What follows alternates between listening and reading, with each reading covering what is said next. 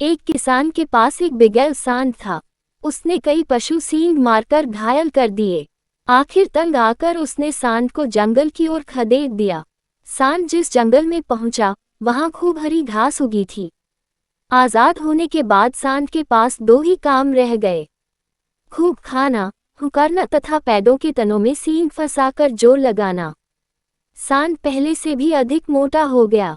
सारे शरीर में ऐसी मांसपेशियां उभरी जैसे चमड़ी से बाहर छलक ही पड़ेंगी। पीठ पर कंधों के ऊपर की गांठ बती बती धोबी के कपड़ों के गट्ठर जितनी बड़ी हो गई। गले में चमड़ी व मांस की तहों की तहें लटकने लगी। उसी वन में एक गीदड़ व गीदड़ी का जोड़ा रहता था, जो बड़े जानवरों द्वारा छोड़े शिकार को खाकर गुजारा चलाते थे। स्वयं वह केवल जंगली चूहों आदि का ही शिकार कर पाते थे।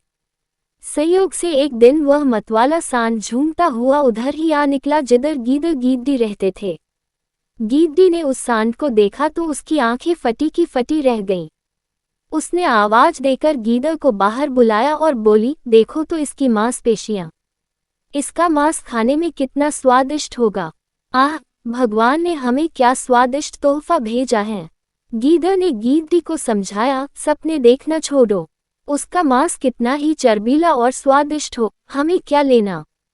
गीदड़ी भड़क उठी, तुम तो भोंदू हो, देखते नहीं उसकी पीठ पर जो चर्बी की गांठ है, वह किसी भी समय गिर जाएगी। हमें उठाना भर होगा और इसके गले में जो मांस की तहें नीचे लटक रही हैं, वे किसी भी समय टूटकर नीचे गिर सकती हैं। बस हमें इसके पीछे पीछे चलते रहना होगा। गीदड़ बोला, भाग्यवान, ये लालच छोड़ो। गीदड़ी जिद करने लगी, तुम हाथ में आया मौका अपनी कायरता से गंवाना चाहते हो। तुम्हें मेरे साथ चलना होगा, मैं अकेली कितना खा पाऊंगी। गीदड़ी की हाथ के सामने गीदड़ की कुछ भी न चली। दोनों ने सांड के पीछे पीछे चलना शुरू किया।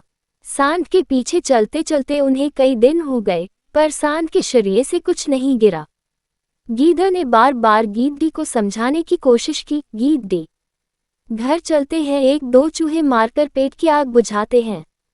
गीदड़ी की अक्ल पर तो पर्दा पड़ गया था। वह न मानी, नहीं, हम खाएंगे तो इसी का मोटा तजा स्वादिष्ट मांस, कभी न कभी तो ये गिरेगा ही। बस दोनों सांड के पीछे लगे रहे। भूखे प्यासे एक दिन दोनों गिर पड़े और फिर न उठ सके। सीखा, अधिक लालच का फल सदा बुरा होता है।